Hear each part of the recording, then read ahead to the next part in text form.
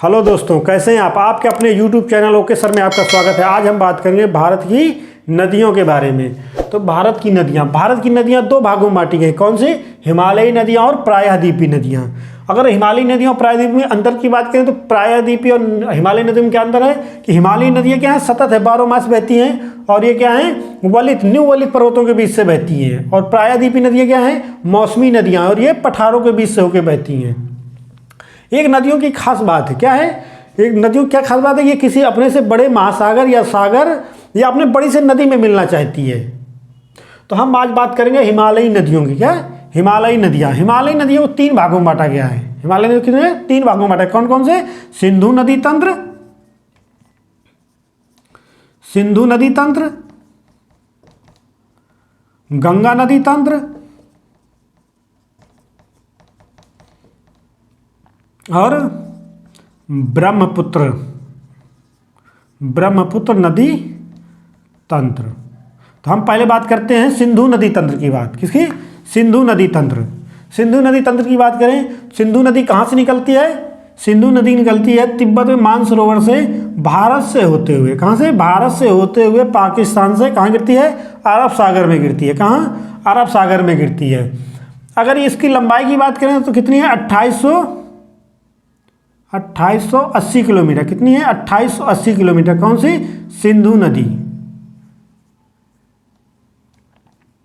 सिंधु नदी। इसका कुछ ही भाग जो है वो भारत में है और ज़्यादा इसकी लंबाई कहाँ पे है? पाकिस्तान में। अगर इसकी सहायक नदियों की बात करें तो कौन सी है? झेलम। कौन सी है? झेलम,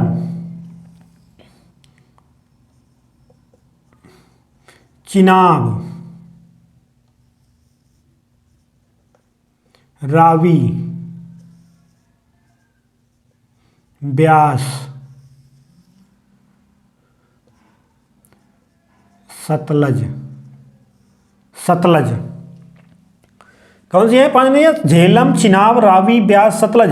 एक क्वेश्चन होता था इसकी क्रम के बारे में। एक पूछा कि जो 5 नदियाँ हैं क्रम से बताइए कौन कौन सी हैं? झेलम, चिनाब, रावी, ब्यास, सतलज। क्या है कि झेलम, एक क्वेश्चन बताता है कि झेलम नदी में कौन सी परियोजना है? कौन सी? झेलम नदी में कौन सी परियोजना है? तो कौन सी परियोजना है? तुलबुल परियोजना है। कौन सी? तुलबुल परियोजना। सतलज नदी में जो ब्यास नदी है जब आके मिलती है तो कौन से एक क्या है? हरिके बैराज है। हरिके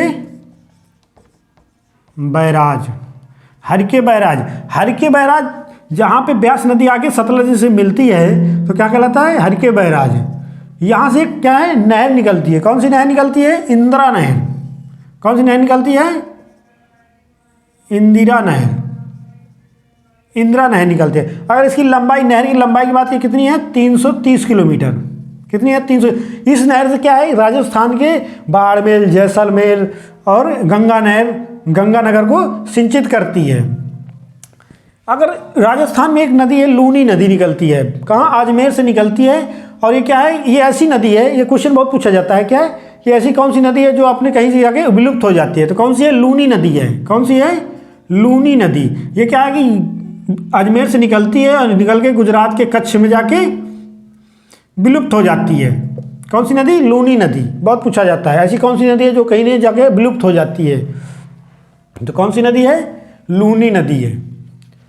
एक सिंधु नदी पे क्या है? एक समझौता हुआ था। कौन सा? सिंधु जल समझौता। कौन सा? सिंधु जल समझौता।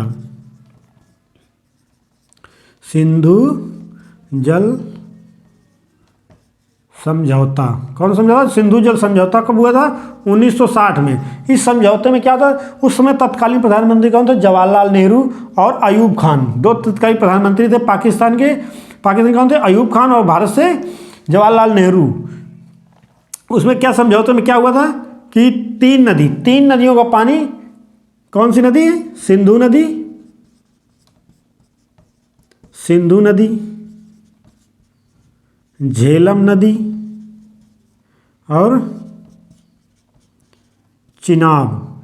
इन 3 नदियों का पानी पाकिस्तान क्या यूज करेगा? 80% यूज करेगा और भारत 20% यूज करेगा। कितना, पाकिस्तान 80% यूज करेगा और 20% भारत यूज करेगा। और 3 नदियां कौन सी, रावी, ब्यास, सतलज, इन 3 नदियों का पानी भारत कितना, भारत 80% यूज करेगा और पाकिस्तान 20% यूज करेगा। इस समझौते में क्या होता है, सिंधु जल समझौते में क्या 1960 में हुआ था। इसकी 3 नदियों का पानी समझौते में क्या था, 3 नदियों का पानी पाकिस्तान 80% यूज करेगा, 20% भारत यूज करेगा। और रावी, ब्यास, सतलज 3 नदियों का पानी 80% भारत यूज करेगा और 20% पाकिस्तान यूज करेगा।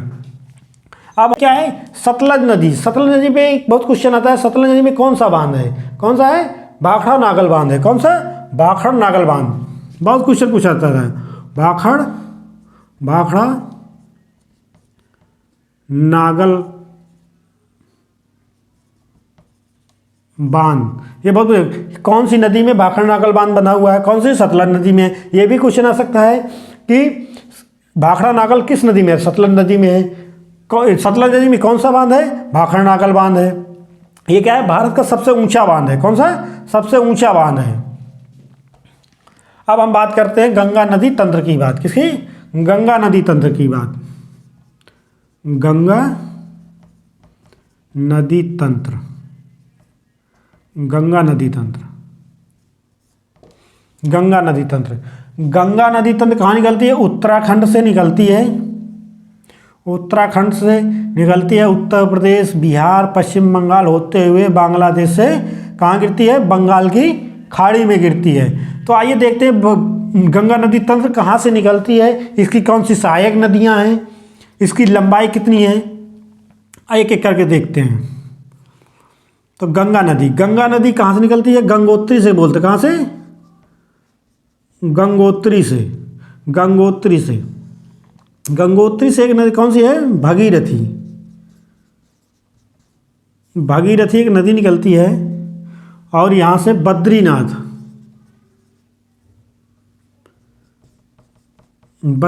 से नदी निकलती है, जहाँ भागीरथी और अलकनंदा, वहाँ से कौन सी नदी निकलती है, अलकनंदा। कौन सी नदी निकलती है, अलकनंदा। और जहाँ पे भागीरथी और अलकनंदा मिलती है उस जगह क्या कहलाते हैं, देवप्रयाग। क्या कहलाता है,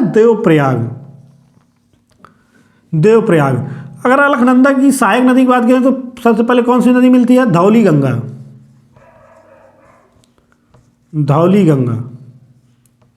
एक नदी मिलती है कौन सी, नंदाकिनी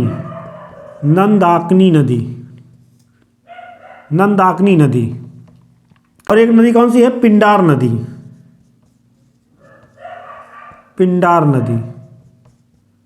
धौली गंगा, मंदाकिनी नदी और पिंडार नदी। एक केदारनाथ, यहाँ पे क्या है, केदारनाथ से एक नदी निकलती है और अलकनंदा मिलती है, कौन सी है, मंदाकिनी नदी।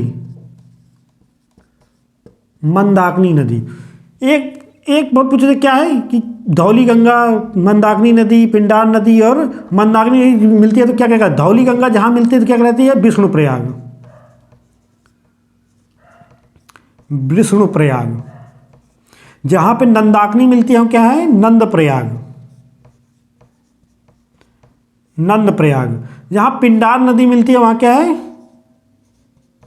कर्णप्रयाग कहलाता है। क्या कहलाता है, कर्णप्रयाग। जहाँ पे मंदाकिनी नदी मिलती है कहाँ, अलकनंदा से, तो क्या कहलाती है, रुद्रप्रयाग। क्या कहलाता है, रुद्रप्रयाग। यहीं से गंगा बन के निकलती है और फिर कहाँ, ऋषिकेश। कहाँ,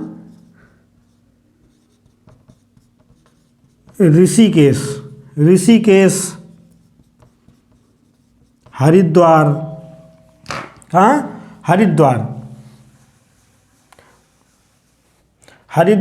हरिद्वार से होते हुए कानपुर,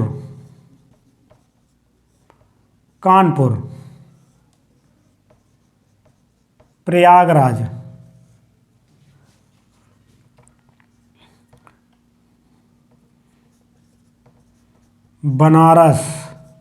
बनारस से होते हुए पटना, फिर पश्चिम बंगाल होते हुए कहाँ जाती है, बांग्लादेश से होते हुए कहाँ गिरती है, बंगाल की खाड़ी में गिरती है।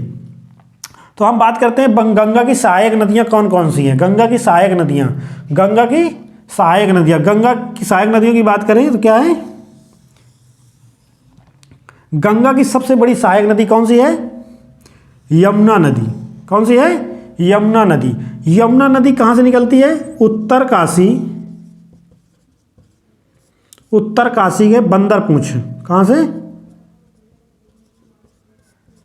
बंदरपूंछ से निकलती है और कहाँ पे, प्रयागराज, इलाहाबाद में जाके मिलती है। इसकी लंबाई कितनी है, 1375 किलोमीटर। गंगा की लंबाई कितनी है, 2525 किलोमीटर। कितनी है, 2525 किलोमीटर। गंगा की सबसे बड़ी सहायक कौन सी है, यमुना नदी क्या है, गंगा की सबसे बड़ी सहायक नदी है। अगर यमुना की सहायक नदी की बात करें कौन कौन सी है, चंबल, बेतवा, केन इसकी क्या है, सहायक नदियां हैं। गंगा की और सहायक नदी कौन कौन सी हैं, गोमती, घाघरा, गंडक और कोसी। कोसी कौन सी नदी है, कोसी नदी है, गंडक, घाघरा और गोमती नदी। कोसी नदी क्या है, बिहार की शोक नदी है। ये क्वेश्चन बहुत पूछा जाता है, बिहार का शोक किस नदी को बोलते हैं, तो क्या है, कोसी नदी। कोसी नदी में जब बाढ़ आती है तो क्या है, अपने साथ पूरा बाढ़ आके सब बहा ले जाती है, तो क्या वहाँ की वो शोक कहलाती है, वहाँ सारा जीवन अस्त व्यस्त कर देती है, तो ये बिहार की शोक कहलाती है। एक नदी और है जो गंगा की सहायक नदी है, कौन सी है, अमरकंटक एक नदी, अमरकंटक में एक जगह है उड़ीसा में, वहाँ से एक नदी निकलती है, तीन तरफ को जाती है, तीन नदियाँ। एक जाती है जो गंगा से मिलती है, कौन सी है, सोन नदी, सोन नदी। एक जाती है पश्चिम को, कौन सी है, नर्मदा नदी। और एक जाती है पूर्व को, कौन सी, महानदी, महानदी। इसकी सहायक नदियाँ हैं, क्या है, सोन इसकी सहायक नदी है। अब ये बिहार होते हुए पश्चिम बंगाल से कहाँ पहुँचती है, कहाँ पहुँचती है, बांग्लादेश। बांग्लादेश जब ये नदी पहुँचती है तो क्या कहलाती है, पद्मा के नाम से जानी जाती है।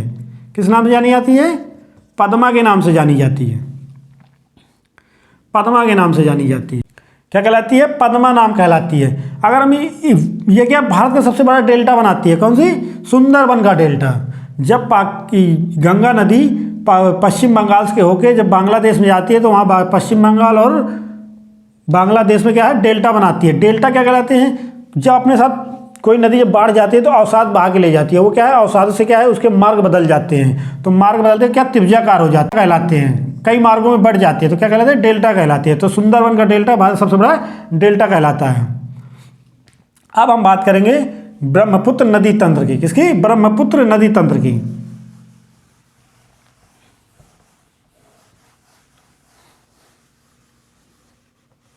ब्रह्मपुत्र नदी तंत्र की।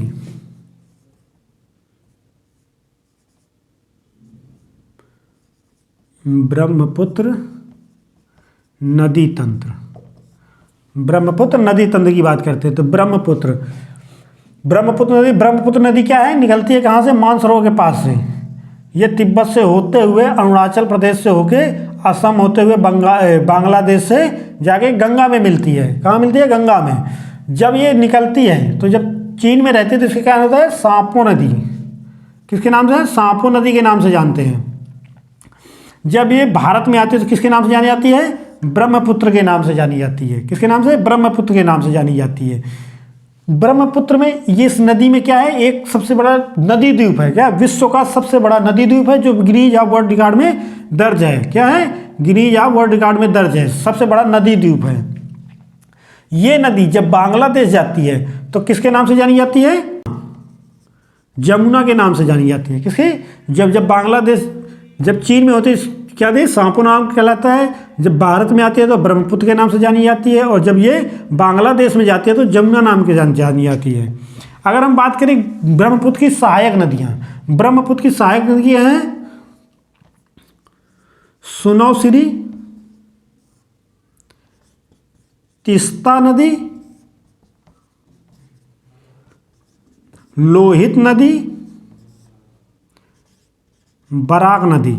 क्या है? इसकी सहायक नदियां हैं, इसकी सहायक नदियां हैं।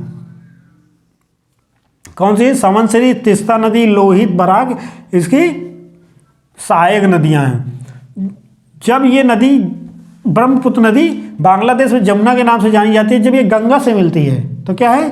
किस नाम? मेघना नाम से जानी जाती है। और आके कहाँ गिरती है? बंगाल की खाड़ी में। तो भारत की ये हिमालयी नदियां हैं, इनकी हमने बात की। अब अगर वीडियो में बात करेंगे हम प्रायद्वीपीय नदियों के बारे में। तो वीडियो कैसा लगा कमेंट करके जरूर बताएं, लाइक करें, सब्सक्राइब करें।